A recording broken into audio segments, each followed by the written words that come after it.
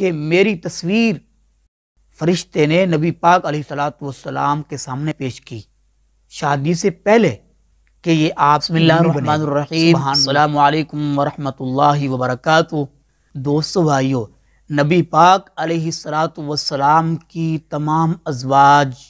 مطہرات، آپ کی بیوییں، یہ امت کی مائیں ہیں، وہ مائیں جنہوں نے ہمیں پیدا کیا، جن کے بطن سے ہم پیدا ہوئے، ان ماؤں کو ہم اللہ کے نبی کی پیاری ازواج کے قدموں پہ قربان کریں تو پھر بھی محبت کا حق ادا نہیں کر سکتے۔ وہ مائیں جن کو قرآن نے کہا ہے کہ یہ مومنوں کی مائیں ہیں، اللہ کے نبی کی پیاری بیوییں، پیاری ازواج مطہرات، تو ان پیاری ازواج مطہرات ہماری ماؤں میں سے ایک اماں جی سیدہ عائشہ صدیقہ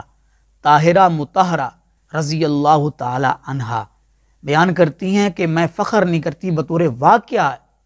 یہ بات کہتی ہوں، باتیں ایسی ہیں جو اللہ پاک نے دنیا میں کسی اور عورت کو نہیں دی جو اللہ نے مجھے عطا فرمائی ہیں۔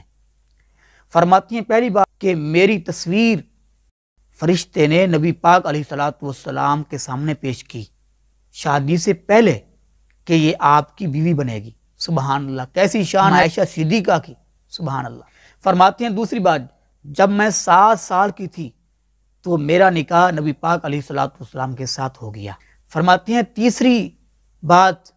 جب میں 9 برس کی ہوئی تو میری نبی پاک علیہ الصلوۃ والسلام کے ساتھ رخصتی ہو گئی۔ بھئی ان باتوں پر کوئی اعتراض نہ کرے، یہ صحیح احادیث میں باتیں بیان ہوئی ہیں، یہ حدیث ہے،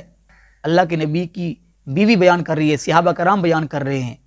اور چوتھی بات فرماتی ہیں کہ میرے سوا نبی پاک علیہ الصلوۃ والسلام کی کوئی کنواری بیوی نہیں، یعنی فرماتی ہیں کہ اللہ کے نبی نے جتنی بھی شادیاں کی ہیں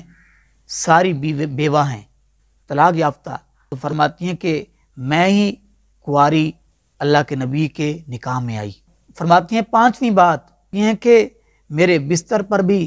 نبی پاک علیہ الصلوۃ والسلام پہ وحی آ جاتی تھی۔ اللہ کے نبی علیہ الصلوۃ والسلام کی اس بیوی کی کیا شان، ہماری اس ماں کی کیا فضیلت کہ کسی اور بیوی کے بستر پر کبھی وحی نہیں آئی۔ ہماری اماں جی عائشہ صدیقہ طاہرہ مطہرہ تمام ہماری مائیں ہیں،